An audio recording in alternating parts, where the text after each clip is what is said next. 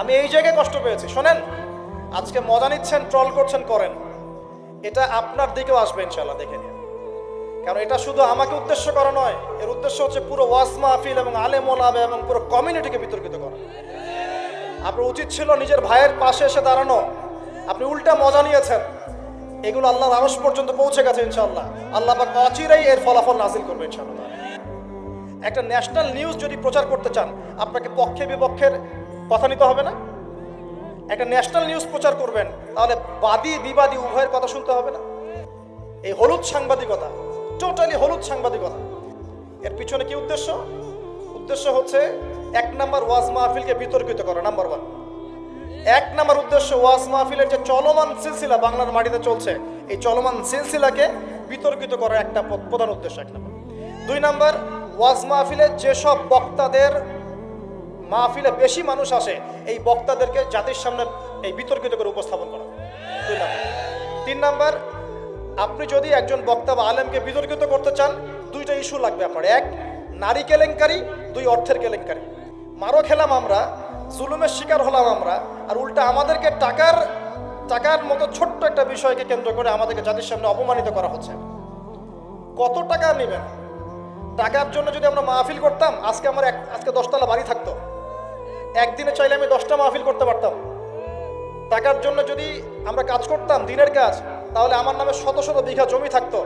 আমি আল্লাহর বান্দা, আল্লাহর জমিনে বেঁচে আছি কারাগারের জীবনে, আমার 100 কোনো জমি নাই পৃথিবীতে, 100 কোনো। আল্লাহর কসম করে বলতেছি, আমার 2টা পরিবার ভাড়া থাকি আমরা, প্রত্যেক মাসে ভাড়ার টাকা গুনতে হয় আমাদেরকে। টাকা পয়সা দিয়ে মাহফিল কিনে নিয়েছে। আমাদের নাম্বার ফেসবুকে available, WhatsApp number available. Phone করে তো বলতে পারতেন যে ভাই আসলে কি হয়েছিল ঘটনা। তার মানে বোঝা যায় এর পিছনে একটা গভীর ষড়যন্ত্র আছে। ষড়যন্ত্র 1 নাম্বার, আলেম ওলামাদের অবস্থা কিন্তু দেশে ভালো নয়। ষড়যন্ত্র 1 নাম্বার হচ্ছে হকপন্থী আলেম ওলামাদেরকে সমাজ থেকে মাইনাস করে দেওয়া, একটা উদ্দেশ্য 1। 2 নাম্বার, ওয়াজ মাহফিলকে বিতর্কিত করা, একটা উদ্দেশ্য। 3 নাম্বার, যেসব বক্তাদের ওয়াজ মাহফিলে বেশি মানুষ আসছে, জনগণ শুনছে, আমল করছে, ইসলামের একটা ফ্লো সৃষ্টি হচ্ছে, এই মানুষদেরকে সমাজে বিতর্কিত করে দেওয়া। এবং এই কাজগুলোর মধ্য দিয়ে কারা তাদের এজেন্ডা বাস্তবায়ন করছে আপনারা খুব ভালো করে খেয়াল করে নেন। আর কিছু আছে চিলে কান নিল টাইপের মানুষ, যা দেখবে অনলাইনে, যা আসবে দেদারসে প্রচার করা শুরু করবে।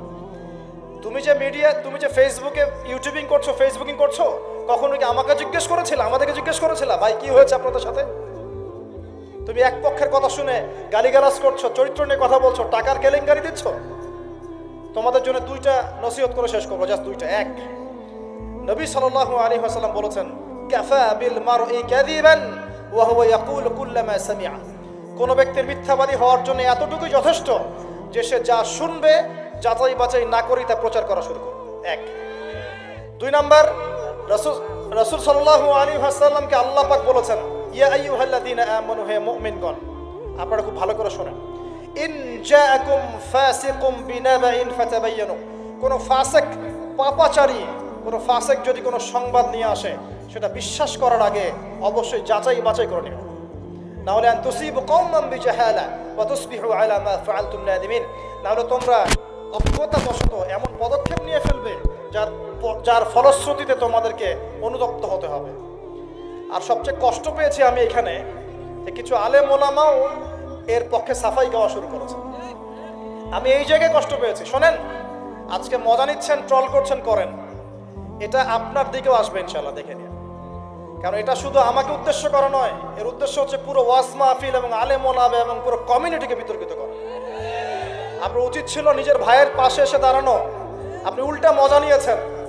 এগুলো আল্লাহর আরশ পর্যন্ত পৌঁছে গেছে ইনশাআল্লাহ। আল্লাহ পাক অচিরেই এর ফলাফল নাজিল করবে ইনশাআল্লাহ।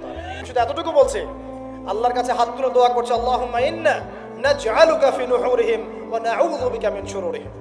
আল্লাহুম্মা আকফিনিহিম বিমা শি'তা, আল্লাহুম্মা মুনজিলাল কিতাব ওয়া সারি'আল হিসাব, ইহজিমিল আহজাব, আল্লাহুম্মা ইহজিমহুম ওয়া জালজিলহুম। এই দোয়ার অর্থ যারা বুঝবেন জেনে নিয়েন যে আমি কি দোয়াটা করেছি। আমি আল্লাহর কাছে দোয়া করছি, আল্লাহ পাক সত্যের পক্ষে থাকেন, মিথ্যার বিপক্ষে থাকেন।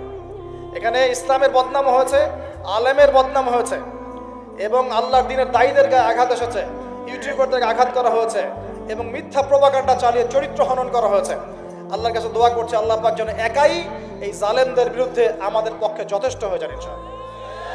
আমরা দোয়া করছি আল্লাহ পাক যেন এদের এবং আমাদের মাঝখানে ফয়সালাকারী হিসেবে আল্লাহ পাকই যথেষ্ট থাকেন ইনশাআল্লাহ। আল্লাহুম্মা মুনজিলাল কিতাব, আল্লাহ পাক কিতাব নাজিলকারী, সারিআল হিসাব, দ্রুত হিসাব গ্রহণকারী, ইহজিমিল আহজাব, এই জালেমদের এই দলটাকে আল্লাহ পাক ভেঙে দিবেন ইনশাআল্লাহ। আল্লাহুম্মা জালজিলহুম, আল্লাহুম্মা হযিমহুম ওয়া জালজিলহুম, আল্লাহ পাক এদেরকে বিধ্বস্ত করবেন, এদের পাগুলোকে ভূমিকম্পের মতো কাঁপিয়ে দিবেন ইনশাআল্লাহ তাআলা। নবী সাল্লাল্লাহু আলাইহি ওয়াসাল্লাম, লাস্ট কথা, নবী সাল্লাল্লাহু আলাইহি ওয়াসাল্লামের উপর অত্যাচার আসলে তিনি দুই রকম সুন্নত দেখিয়েছেন। এক, তিনি মাফ করে দিয়েছেন, যদি ওরা ক্ষমা চাইতো আমি মাফ করে দিতাম। আল্লাহ রাসূল একটা সুন্নাত, তিনি বদদোয়া করেছেন, হাত তুলে তুলে বদদোয়া করেছেন, আল্লাহ অমুককে দেখে নিও, তমুককে দেখে নিও, তমুককে দেখে নিও। আজকে আমি মাজলুম, আমরা মাজলুম, শুধু সেই বদদোয়া আল্লাহর কাছে করছি। অচিরেই দেখে নেবেন তাদের কি পরিণত হয় ইনশাআল্লাহ। আমরা কিচ্ছু করবো না, কিচ্ছু বলবো না, আল্লাহর পক্ষ থেকে কি ফয়সালা হয় খালি দেখে নিন ইনশাআল্লাহ। কারণ আল্লাহর দিনের শত্রুতা করে, দিনের দায়ীদের সাথে, আলেমদের সাথে শত্রুতা করে কোনো জালেম, কোনো ফেরাউন, নমরুদ এই দুনিয়াতে টিকতে পারে নাই, আগামীতেও পারবে না ইনশাআল্লাহ তাআলা। আর কিছু বলার মতো মন মানসিকতা আমার নাই। আপনাদের জন্য দোয়া করবো এবং অনুরোধ করবো যে আল্লাহর ওয়াস্তে এই বিভ্রান্তির যুগে এক পেশে মনোভাব রাখবেন না, সত্য মিথ্যা যাচাই করবেন, তারপরে আপনি বিশ্বাস করবেন ইনশাআল্লাহ তাআলা।